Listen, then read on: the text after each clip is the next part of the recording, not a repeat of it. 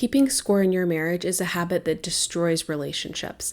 Unfortunately, as a couples therapist, I've seen a lot of couples adopt this mentality. That's why in this video, I'm going to explain how to know if you're keeping score in your marriage and what to do instead if you want a relationship that lasts a lifetime. I'm Cameron. I'm a licensed therapist, wife, and mother, and this is my channel, Modern Marriage, where I share with you all the tips, resources, and insights that I've gained from working with couples in therapy so that you can start building the relationship that you've always wanted. So I've talked about the idea of having a tit-for-tat mentality before on this channel. Tit-for-tat essentially is the idea that I will do X for you if you do Y for me. It's a really transactional view of relationships in which your effort and investment depends on the level of effort and investment you believe your spouse is putting in. You can think of keeping score or having a mental scoreboard in your relationship as how the tit-for-tat mindset iterates over all the interactions between you and your spouse. This tendency to keep score in our relationships actually stems from an evolved instinct towards fairness. We as humans evolved in social groups, which means we had to develop rules for our societies to ensure that we all survived. And one of these rules is fairness, or a recognition of the need for each individual to give enough to the group and not take too much from the group in order to promote the group's flourishing and not just survival of the individual. For much of human history, small hunter-gatherer groups would have starved or died out in other ways if they had too many freeloaders or thieves living amongst them. Fairness is so embedded in our evolutionary history that even monkeys understand it. If you haven't seen it already, look up the monkey cucumber grape test.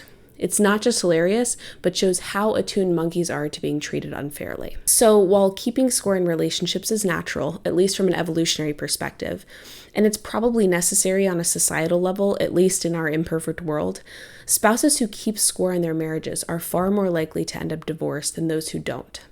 I'll explain why this is the case in just a minute, but first, please don't forget to like this video, subscribe to the channel if you haven't already, and share this video with someone who you think might benefit from it. Having a mental scoreboard destroys marriages for a lot of reasons, but in the interest of time, I'll just share a few. First, we not only have different perceptions of fairness, but we also have different perceptions of our own and each other's commitments between spouses. In other words, we don't often see everything our spouse does, but we see everything that we do, and we also tend to weigh our own contributions more heavily than our spouses.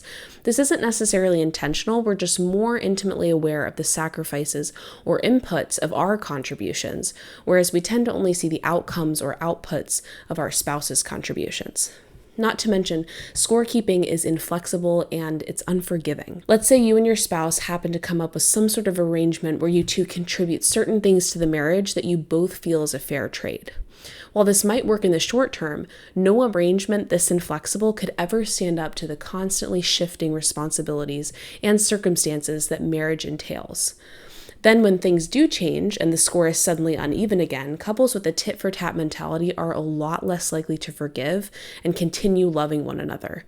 In fact, they usually withhold love as a punishment for the perceived injustice, however small. The mental scoreboard also encourages giving out of obligation or to motivate reciprocal giving rather than free giving. The definition of love is a free giving of the self, free in the sense that you aren't expecting anything in return.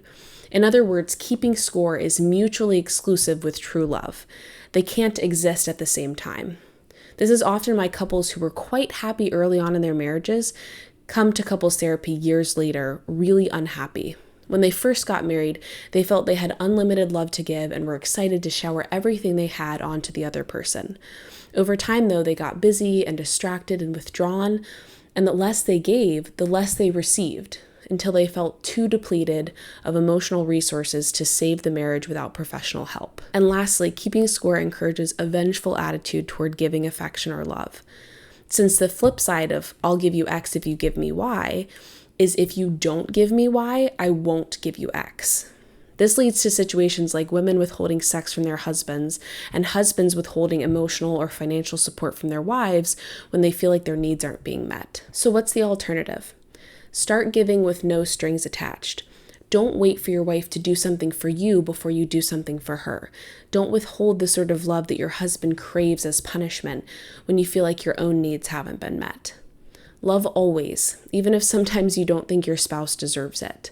Because after all, none of us deserve true love by our own efforts, at least not all of the time. And here I want to make what I think is an important note, and that is that taking this leap of faith, of giving freely and without conditions, is really terrifying for most of us. We worry that if we give all of ourselves, we'll get nothing in return and be left empty. Most couples I see in therapy have this fear. They've grown so used to withholding love to punish each other that they're both starving of affection. And this is the problem. If you teach your spouse that your love is conditional, you thwart trust from developing. Trust is earned, and it's earned most when we show up in a marriage the way we said we were going to, regardless of how our spouse shows up. And the funny thing is that when you do this, except under the most extreme circumstances, your spouse will notice. The trust will start to build, even if it's really slow at first, and the scoreboard will melt away. It only takes one person to completely transform a marriage. Okay, guys, what do you think? Does this align with your experiences of love and marriage? Let me know your thoughts in the comments below. And until next time, I'm Cameron, and this is Modern Marriage.